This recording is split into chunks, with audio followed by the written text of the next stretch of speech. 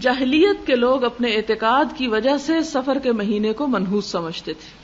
یہ اعتقاد کہاں سے آیا؟ اسلام سے نہیں بلکہ جاہلیت سے، اور اسے خیر و برکت سے خالی سمجھتے تھے. اس مہینے میں جنگ و جدل کرتے، مکانوں کو خالی کر کے چلے جاتے، آپس میں لوٹ مار کرتے. تو ان کی اس بدعملی کی وجہ سے ان کے خیال کے مطابق یہ مہینہ خیر و برکت سے خالی ہو گیا. ظاہر ہے جہاں جنگ ہو وہاں خیر تو نہیں ہوگی اس میں. لیکن دراصل سفر برا نہیں، نہ منحوس ہے. جیسا کہ بعض موجودہ زمانے کے مسلمان ہونے کے باوجود بھی جاہلیت کی پیروکاری میں اس کو منحوس سمجھتے ہیں. اس میں شادی بیاہ کو برا سمجھتے ہیں، خصوصاً 13 دن تو بہت ہی منحوس سمجھتے ہیں. اچھا، اب نحوست کا یا وقت اور دن کی نحوست کے بارے میں قرآن میں کیا تصور ہے؟ قرآن نے کن دنوں کو منحوس قرار دیا؟ ہاں، جن دنوں میں قوموں پر عذاب آیا. تو وہ دن منحوس نہیں تھے، بلکہ وہ عمل ایسے تھے کہ جنہوں نے بدبختی کو دعوت دی. اللہ سبحانہ وتعالیٰ قرآن پاک میں فرماتے ہیں کہ کل انسان الزمناہ طائرہ فی عنقہ ونخرج له یوم القیامۃ کتابا یلقاہ منشورا اقرأ کتابک کفی بنفسک اليوم علیک حسیبا. معنی کیا ہے اس آیت کا؟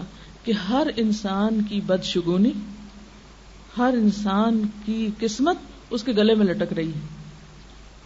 قسمت کا تعلق کسی خاص مہینے سے نہیں، نحوست کا تعلق کسی مہینے سے نہیں، نحوست کا تعلق تمہارے اپنے اعمال سے ہے. تم خود لڑائی جھگڑے کرتے ہو، جنگ و جدل کرتے ہو، تب تمہارے گھر خالی ہوتے ہیں، تب تمہاری عورتیں بیوہ ہوتی ہیں، تب تمہارے بچے کٹتے مرتے ہیں.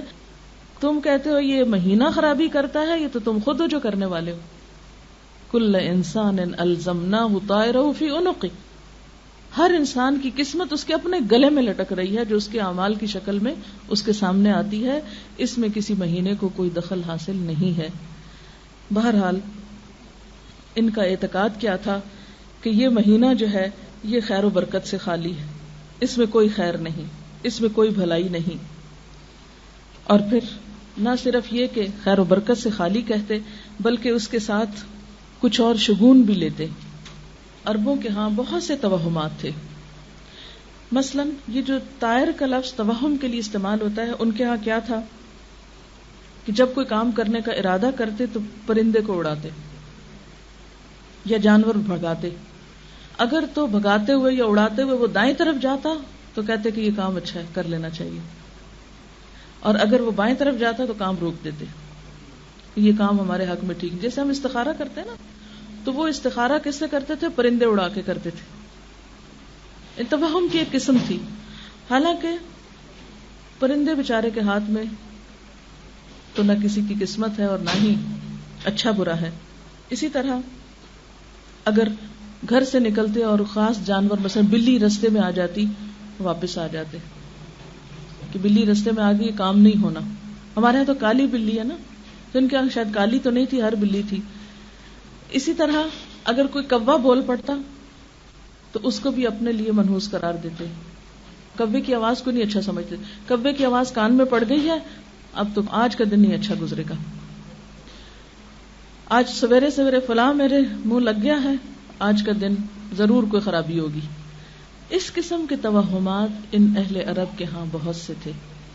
نبی صلی اللہ علیہ وسلم نے آ کر ان توہمات کے بارے میں لوگوں کو ایجوکیٹ کیا اور کیا بتایا کہ کسی بھی انسان کی بدقسمتی کے اسباب خود اس کے اپنے اعمال میں ہیں، اس کے اندر ہیں. کسی طوطے، چڑیا، بلی میں نہیں ہے. کسی بلی کے ہاتھ میں، کسی کوے کے ہاتھ میں، کسی طوطے کے ہاتھ میں کسی کی قسمت نہیں ہے. کسی پرندے کے اڑنے یا کسی جانور کے بھاگنے سے کچھ بھی تم صحیح اندازہ نہیں لگا سکتے. یہ محض اتفاق ہے کہ وہ کدھر کو گیا. بعض اوقات ہوا کا رخ ہو سکتا ہے، بعض اوقات اڑانے کا اینگل ایسا ہو سکتا ہے. لہذا ان چیزوں سے تم توہمات سے اپنی قسمت منسوب نہ کرو. رسول اللہ صلی اللہ علیہ وسلم نے فرمایا، من رجعت الطیرۃ عن حاجتہ فقد اشرک، جو کسی چیز سے بدفالی پکڑ کے اپنے مقصد سے لوٹ آیا اس نے شرک کیا. یعنی مثلا کوئی بلی دیکھ کے واپس آ گیا، اپنا کام چھوڑ دیا اس نے، تو اس نے شرک کیا. کیونکہ بلی کوئی قسمت بنا یا بگاڑ نہیں سکتی. بلی کے گزرنے سے کچھ نقصان نہیں ہوتا. اور اگر انسان یہ سمجھتا ہے کہ نقصان بلی کی چال میں ہے یا بلی گزرنے میں ہے تو یہ اس نے اللہ کے ساتھ شریک کر دیا. کیوں؟ اس لیے کہ ایک مسلمان کا عقیدہ یہ ہے کہ نفع اور نقصان سب اس کے ہاتھ میں ہے, کسی دوسرے کے ہاتھ میں نہیں ہے. صحابہ نے پوچھا, اے اللہ کے رسول صلی اللہ علیہ وسلم, ایسا شخص پھر کیا کفارہ دے کہ اس کی توبہ قبول ہو جائے؟ کیونکہ آپ کو معلوم ہے کہ شرک سب سے بڑا گناہ ہے. اللہ تعالیٰ سارے گناہ معاف کر دیں گے مگر شرک معاف نہیں ہوگا. تو صحابہ نے پوچھا کہ اگر ایسا کرنا شرک ہے تو شرک سے پھر کیسے ہم جان چھڑائیں؟ آپ نے فرمایا کہ وہ شخص یوں کہے, اللہم لا طیر الا طیرک ولا خیر الا خیرک ولا الہ غیرک ثم یمضی لحاجتہ. اے اللہ, تیری فال کے بغیر اور کوئی فال نہیں, یعنی اصل بھلائی تیرے ہاتھ میں ہے, تیری بھلائی کے بغیر کوئی اور بھلائی نہیں, تیرے سوا اور کوئی معبود نہیں. یہ الفاظ کہہ کہ اپنے کام کو چلا جائے, یہ اس کا کفارہ ہے. یعنی وہ کام کر لے جس سے رکا تھا, محض ایک گمان کی وجہ سے, محض ایک وہم کی وجہ سے. رسول اللہ صلی اللہ علیہ وسلم نے فرمایا, بدفالی ایک شرک ہے, یعنی بری فال لینا کسی چیز سے یا کسی چیز کو اپنے حق میں منحوس سمجھنا, یہ ایک شرک ہے. اس کو 3 مرتبہ فرمایا. اور ابن مسعود نے فرمایا کہ ہم میں ایسا کوئی نہیں جس کو خیال نہ آتا ہو کہ ہائے یہ ہو گیا تو اب پتہ نہیں آگے کیا ہوگا. یعنی وہم تو ہر ایک کو آتا ہے, یعنی شیطان ہر ایک کو خوف دلاتا ہے.